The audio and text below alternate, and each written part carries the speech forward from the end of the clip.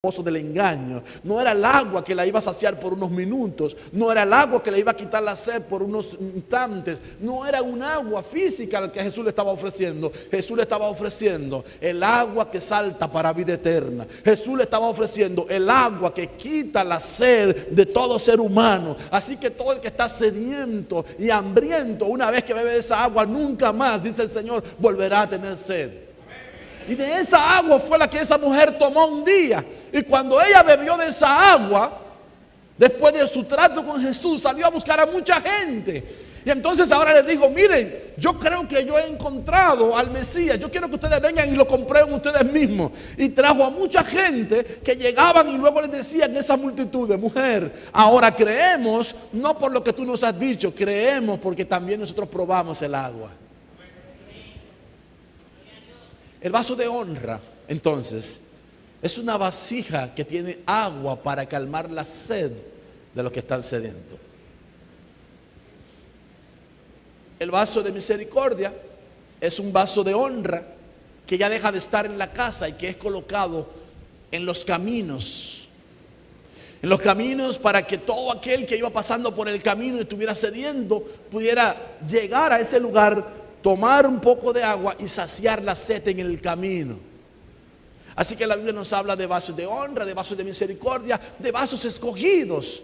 Los vasos escogidos eran unos que eran apartados en un lugar muy especial. La casa del alfarero era aquel en el que el alfarero había invertido mucho tiempo y había invertido mucho arte para hacer de ella una vasija excelente. Y luego que la hacía, la colocaba en un lugar apartado, en un lugar oscuro, en un lugar distante en la alfarería, y la colocaba allí como una pieza, no para exhibirla a todo el mundo, sino que era una pieza que la guardaba en un lugar oscuro. La gente que sabía de alfarería siempre sabía que los alfareros guardaban lo mejor de su arte en un lugar especial. Entonces la gente iba a la casa del alfarero y le decía, yo quiero una de esas vasijas que tú tienes guardada en el lugar donde tú guardas las vasijas mejores, las mejores diseñadas.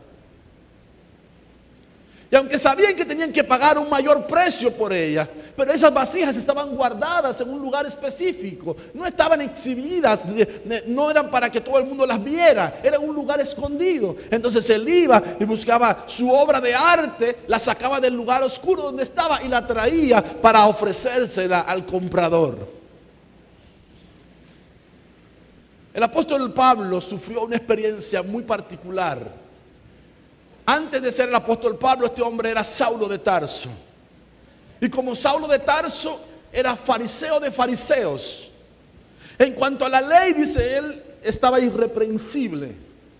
Se creía mejor que todo el mundo y creía que el oficio que estaba haciendo era sirviendo a Dios en lo que él estaba. Su oficio era perseguir a los cristianos para matarlos. Pero un día el Señor Jesús se le apareció a mitad de camino cuando iba hacia Damasco. Y lo intercepta en una luz más fuerte que la luz del mediodía. Y él iba al mediodía. Y una luz más fuerte que el sol lo deslumbra. Él cae al suelo. Y cuando cae al suelo oye una voz que le dice, Saulo, Saulo, ¿por qué me persigues? Dura cosa te es dar coces contra el aguijón. Y entonces él le responde, ¿quién eres, Señor? ¿Y qué quieres que yo haga? Y el Señor le dice, levántate, vete a tu casa, porque yo te voy a enviar a uno que te va a decir a ti lo que tienes que hacer. Y en 3 días estuvo Saulo en su casa, a oscuras, no miraba absolutamente nada. Había quedado ciego ante la luz esplendorosa del Señor en aquella manifestación gloriosa. Estaba en aquel lugar apartado. Y de repente llega a su casa un discípulo llamado Ananías. La importancia de ser discípulo es muy grande, hermano. No nos quedemos como simples creyentes. Necesitamos ser discípulos de Cristo. Y este hombre lleno del Espíritu Santo, porque solamente un discípulo de Cristo podía tener la autoridad y la gracia para llegar a la casa de un perseguidor de cristianos. Si no, de lo contrario, si hubiese sido un simple creyente, no obedece al Señor y no va a la tarea.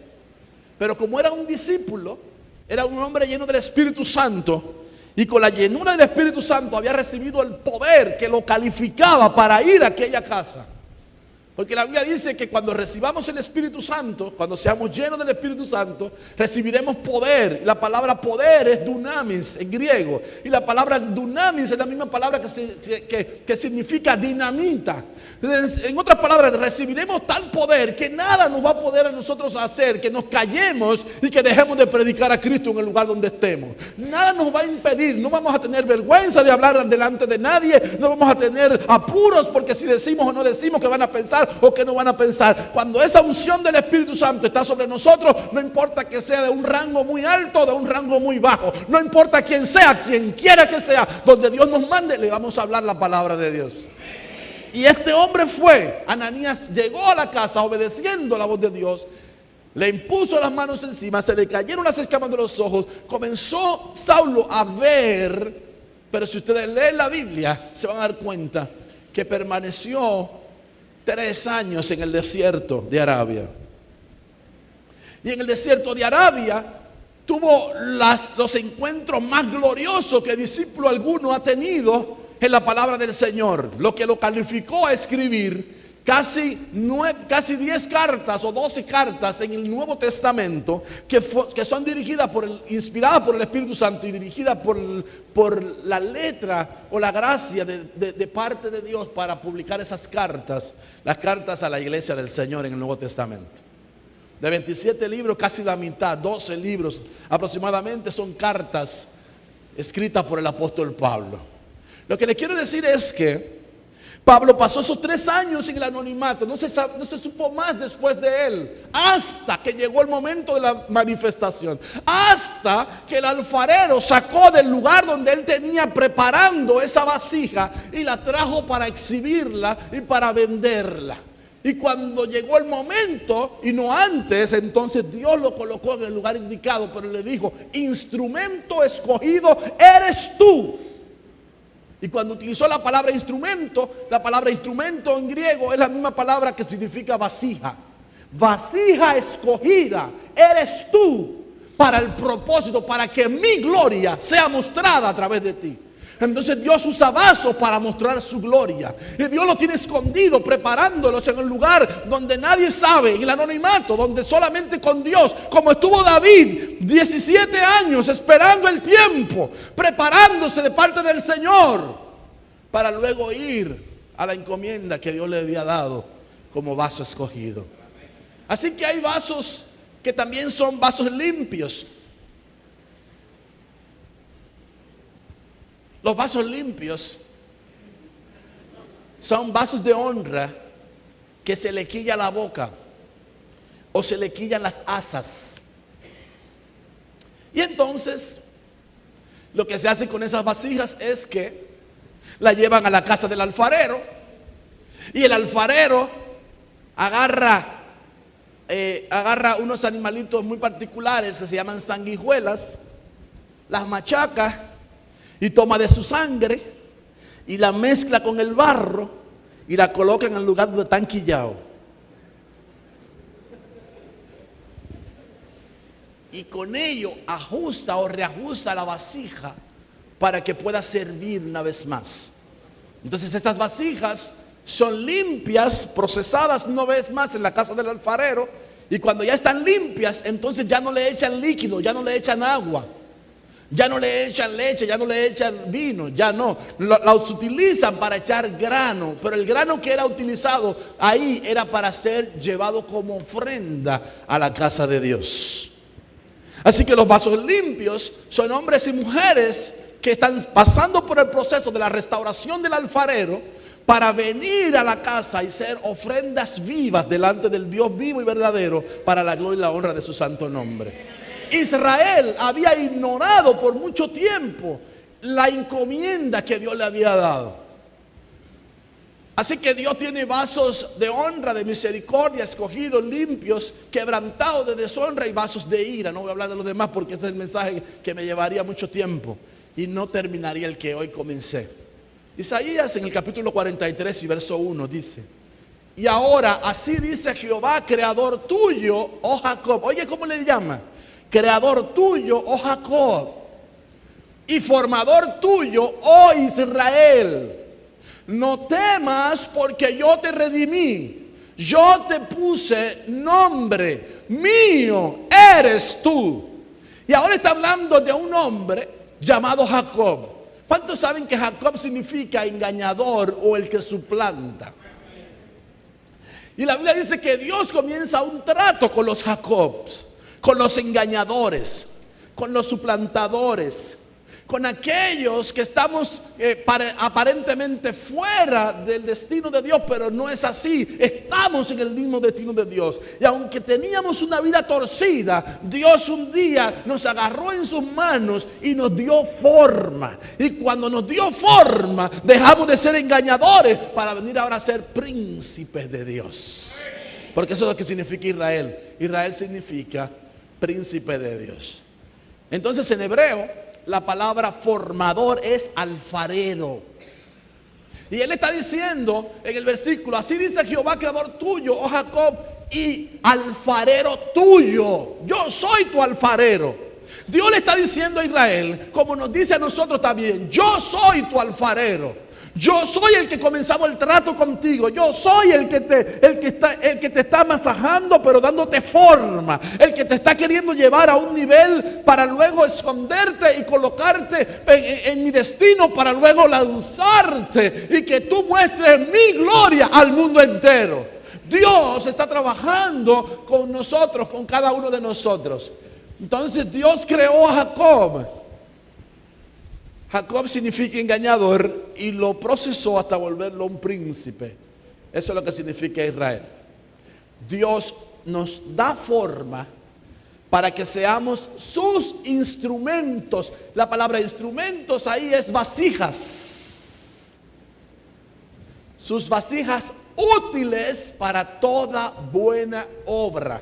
Dígale que está a su lado: Dios te está haciendo a ti una vasija para buena obra.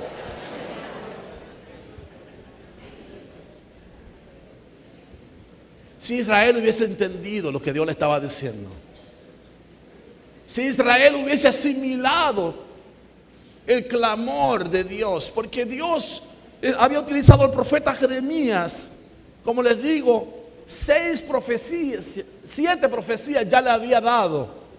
Pero Israel seguía indiferente, seguía endurecido. Y esta era la 8ª profecía. Y en esta 8ª profecía Dios le está diciendo a Israel: vuélvete a mí. Ven a la casa del alfarero. Ven, que yo te voy a hacer oír mis palabras.